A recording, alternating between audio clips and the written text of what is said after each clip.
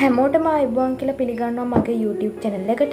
ඉතින් මම අද කරන්න බලාපොරොත්තු වෙන්නේ 8 වසරට අදාළ පළවෙනි පාඩම. ඒ කියන්නේ ශ්‍රී ලංකාවේ සාම්ප්‍රදායික තාක්ෂණය සහ කලාව කියන මාතෘකාව යටතේ තමයි මම අද මේ පාඩම ගේන්න බලාපොරොත්තු වෙන්නේ.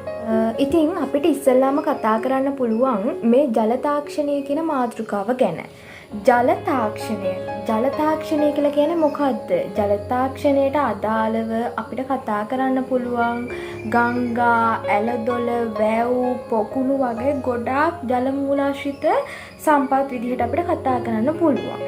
එතකොට මේ නිර්මාණ ආශ්‍රිතව යොදා ගන්නා තාක්ෂණයට අපි පොදුවේ කතා කරනවා. පොදුවේ අපි කියනවා ජල තාක්ෂණය කියලා. එතකොට අපිට ගොඩක් ලේසියෙන් මතක තියාගන්න පුළුවන් ජල තාක්ෂණය කියන්නේ මේ වගේ ජල මූලාශ්‍ර වලට පාවිච්චි කරන තාක්ෂණය ජල තාක්ෂණය විදිහට හඳුන්වනවා. ඉතින් මම අද මේ පාඩම ගොඩක් කෙටියෙන් තමයි ඔයාලට කියා දෙන්න බලාපොරොත්තු වෙන්නේ. මේ ජල තාක්ෂණය ගැන කතා කරද්දී ජල තාක්ෂණයේදී වැදගත්ම අංගයක් විදිහට අපිට කතා කරන්න පුළුවන් වැව් නිර්මාණය කිරීම. ඔයාලා ෂෝට් නෝට් එකක් විදිහට මම මේ කියන විස්තර ටික ලියා ගන්න. ඉස්සෙල්ලාම ජල තාක්ෂණය කියන්නේ මොකක්ද කියන එක මම පැහැදිලි කළා.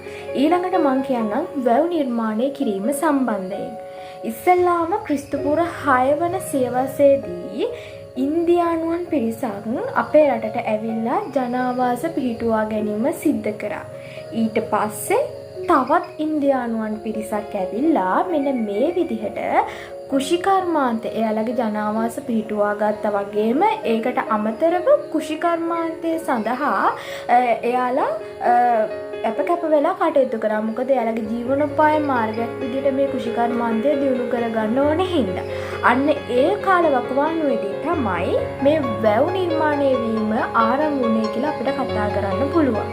ඒ වගේම තමයි මේ වැව් සම්බන්ධයෙන් අපි තවත් කතා කරද්දී අපිට කියන්න පුළුවන් මෙයාලා චුටි දිය පහරක් එහෙම නැත්නම් ඇල මාර්ගයක් වගේ දෙයක් හරස් කරලා තමයි මෙන්න මේ කියන විදිහට මෙයාලගේ වැව් නිර්මාණය කරන්න ඉස්සෙල්ලාම වැව් නිර්මාණය කරගන්න පටන් ගත්තේ.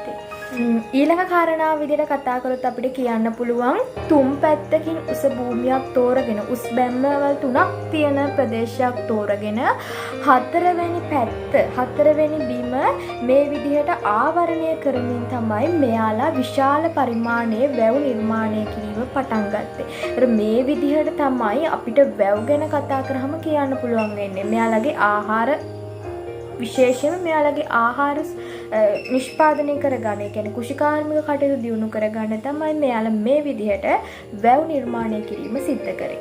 ඒ වගේම තමයි මේකට විශාල පිරිසක් උමනා වුණේ නෑ. මුල් කාලීනවනේ මෙයාලා වැව් නිර්මාණය කරේ මේ පළවෙනි අදියරේ. එතකොට මෙයාලා මේක සඳහා ගමේ පිරිස එකතු වෙලා, පවුලේ පිරිස එකතු වෙලා, මේ සුළු පිරිසක් එකතු වෙලා තමයි ඉස්සෙල්ලාම මේ ජනතාව වැව් නිර්මාණය කරන්න පටන් ගත්තේ.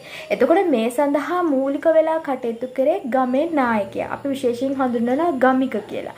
මේ ගමික කියන පුද්ගලයා තමයි මේ වැව් නිර්මාණය කරන්න ප්‍රමුඛත්වයක් අරගෙන කටයුතු කළේ. මේ විදිහට ගමේ පිරිස මූලික වෙලා, ගමික මූලික වෙලා කරන ලද වැව් අපි හඳුන්වනවා ගම් වැව් විදිහට. ඊට පස්සේ පසු කාලීනව මේ වැව් නිර්මාණය කරන්න රටේ රජතුමා පවා දායක වෙලා තියෙනවා. එතකොට විශාල පරිමාණයේ වැව් පසු කාලීනව ඉදිකරුණා. එතකොට අපිට කියන්න පුළුවන් ලංකාවේ පළවෙනියටම ඉදිකරිච්ච ප්‍රථම වතාවට ඉදිකරිච්ච වැව් විදියට අබේ වැව නැත්නම් බසවක්කුළම වැව පණ්ඩුකාභය රජතුමා විසින් තමයි මේ වැව සිද්ධ කළේ. ඊට පස්සේ ආයෙ අපිට කියන්න පුළුවන් දේවානම්පිය තිස්ස රජතුමා විසින් කිසා වැව වගේ වැව් ඉදිකිරීමත් සිද්ධ කළා. එතකොට මෙන්න මේ විදිහට විශාල වැව් වගේම කුඩා වැව් ආදියත් නිර්මාණය වීමට පටන් ගත්තා. පසු කාලීනව අපි කතා කළොත් අපිට මේ විදිහට කියන්න පුළුවන්. ඒ කියන්නේ වසඹ රජතුමාගේ කාලෙදී තමයි විශාල පරිමාණයෙන් වැව් ඉදිකිරීම සිද්ධ වුණේ.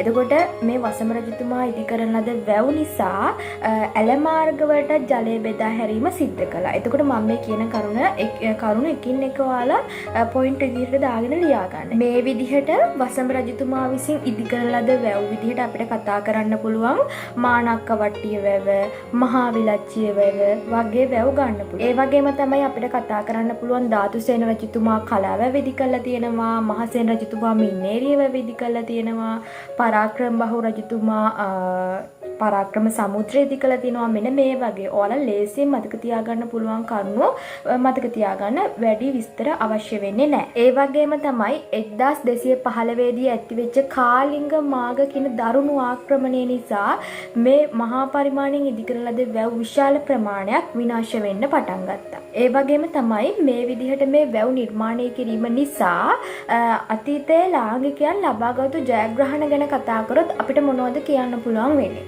මේ විදිහට මෙයාලගේ කෘෂිකාර්මික කටයුතු දියුණු කරගන්න මෙයාලට හැකියාවක් ලැබුණා. ජලය ලබා ගන්න හැකි වුණා. ඒ වගේම තමයි දිගු නියඟ තත්ත්ව මේ කාලේදී ගොඩාක් දුරට ඇති වෙනවා. ඒ වගේ තත්ත්ව පාලනය කරගන්නත් මේ මිනිස්සුන්ට මෙයා ගොඩාක් වැදගත් වුණා. ඒ වගේම තමයි කතා කරොත් කියන්න පුළුවන් ඇල මාර්ගවලට ජලය ලබා ගන්න හැකියාවක් ලැබුණා. ඒ තුලින්ද මෙයාලට මෙයාලගේ කෘෂිකාර්මික කටයුතු දියුණු කරගන්න පුළුවන් වුණා.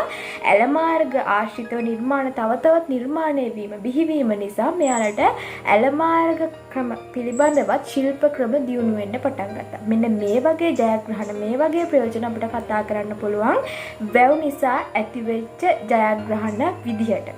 ඒ වගේම තමයි මේ අතීතයේ හිටපු මිනිස්සුන්ට වැව් නිර්මාණය කරද්දී යම් යම් අභියෝග වලටත් මුහුණ දෙන්න සිද්ධ වුණා.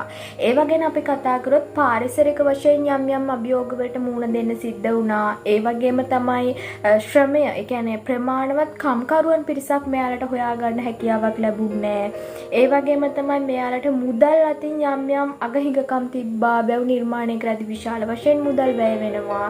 ඒ වගේම තමයි මෙයාලට අවශ්‍ය ශිල්ප අවශ්‍ය දැනුමක් හොඳ දැනුමක් තිබෙත් නැහැ මේ වැව් නිර්මාණය කරලා. ඒතර මේවා අපිට වැව් නිර්මාණය කරද්දී ගන්න පුළුවන් අභියෝග විදියට කතා කරන්න පුළුවන්. මම මේ හැමදේම කතා කරේ ගොඩක් අඩුවෙන්. එතකොට ඔයාලට පුළුවන් මේ පිළිබඳ ෂෝට් නෝට් එකක් දාගන්න. වැව් නිර්මාණය සම්බන්ධයෙන් මම ගොඩාක් විස්තර අද මේ වීඩියෝ එකෙන් ඔයාලට ගෙනාවා කියලා මම හිතනවා.